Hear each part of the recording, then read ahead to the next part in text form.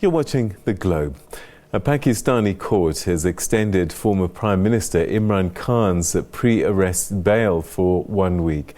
The former Pakistan Premier is facing terrorism charges over a speech that he made recently. Police filed charges on Saturday against former cricket star and national team captain Khan over what they said was a threat when he spoke about police torture of an aide who faces sedition charges for inciting mutiny in the military. Political tensions in Pakistan remain high as Khan rallies support for elections that are not due until October next year. The former premier, who has attracted large crowds in gatherings across the country since being ousted in April, said his opponents were spooked by his popularity. Police cited that comment and said Khan's purpose was to spread terror amongst the police and the judiciary and prevent them from doing their duty. Khan's bail in the matter was to expire on Thursday, but the court granted him 1 more week after his court appearance. Speaking after the extension of his bail, Khan told reporters outside the court he has said nothing wrong. I say I will take legal action, and they make a terrorism case on me because of that. Just think what mockery has been made of this internationally. Khan's supporters and former ministers in his government have threatened mass protest if he is arrested. One former minister has said his supporters will take over Islamabad. For some analysis, we're now joined by Professor Junaid Ahmad, who's a Professor of Religion and World Politics and the Director of the Center for the Study of Islam and Decoloniality in Islamabad, Pakistan. Thanks very much indeed for joining us. Good to have you on the program again. Yes, good to be with you again. All right, so, from the outside looking in, it seems odd that asking authorities to investigate issues of torture can be deemed to be terrorism. What is happening here? Well, I think that both within Pakistan and throughout the world, we're seeing a farce unfold and part of a systematic project that the current government, the government that replaced Imran Khan's government in the beginning of April, we're seeing part of this pattern of targeting Khan on by any species claim or accusation whatsoever. This, of course, is the height of what you can call absurdity, in which, as you played, Imran Khan, in a speech of his, was effectively saying that the treatment, the detention, and the torture of effectively his chief of staff amounted to, or at least compelled him and his party to pursue cases against those involved. And they have, of course, interpreted this as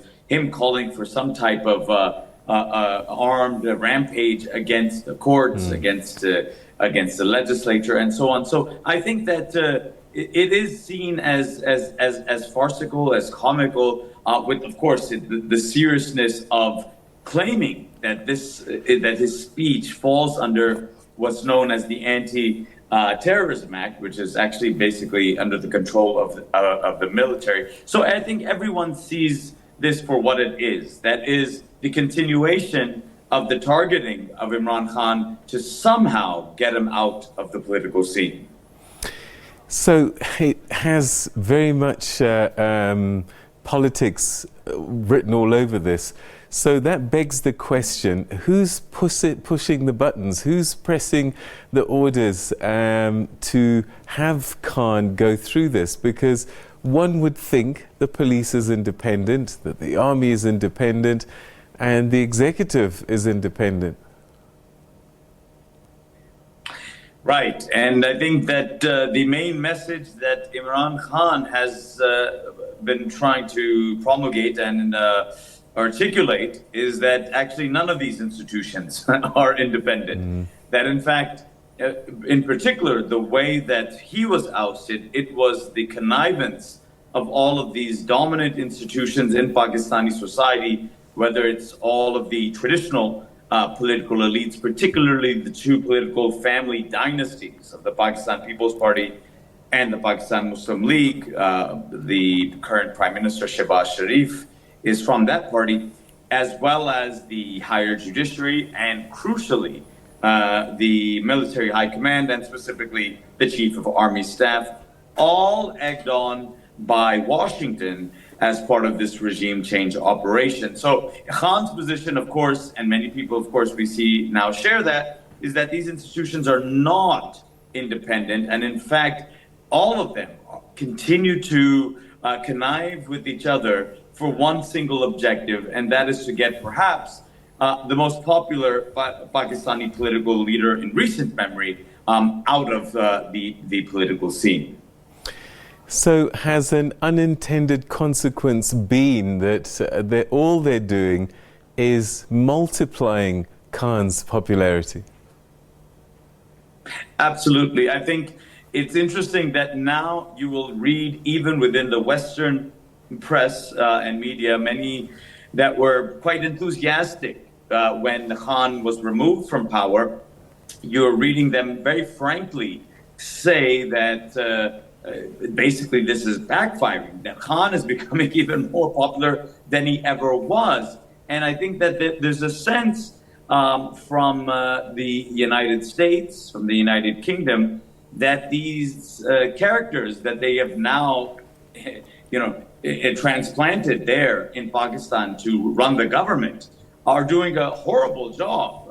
Not only are they not really concerned in governance, in ameliorating the suffering of the poor, in fact, only exacerbating it, the way the very comical, ridiculous, and heavy-handed way in which they are targeting Khan is only backfiring and counterproductive and making him more popular than he even ever was while he was in power. So I do think that there are now serious questions being raised, particularly in the countries from the outside that Khan claims supported this regime change operation. And so we really don't know who is doing the most bungling in these types of actions in Pakistan, whether it's the military high command, whether it's the civilian politicians, or whether it's both of them together. But we certainly know this is, as you say, clearly backfiring. Why is Khan perceived to be so much of a threat? Has he been disruptive to the political order, perhaps the patronage that's existed over time? Is he a problem for people that have relied on the traditional setups? I really do think he is a problem for those that have relied on traditional client patronage networks associated with the big mafias of the dominant political parties that have dominated Pakistani political life over the past at least 3 decades.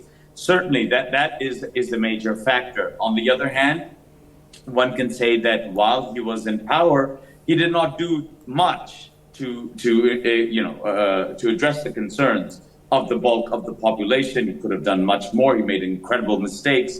Had allies which were rather unsavory as well. But at the end of the day, it does still seem like, and I think it probably surprised not only many of us who were viewing this, but even Khan himself, the popularity that he generates both within Pakistan as well as outside Pakistanis living abroad. I think there is just this feeling that he is mountains above the rest of the political class in terms of his own personal integrity, his character, his honesty, and his intention to try to do something to improve the condition of the bulk of the population. And in addition to that, of course, we know there's a foreign policy element to this, which is very important. And that is one that Khan has not only emphasized since he came into power in 2018, but also all the way going back to 2001 and being a critic of the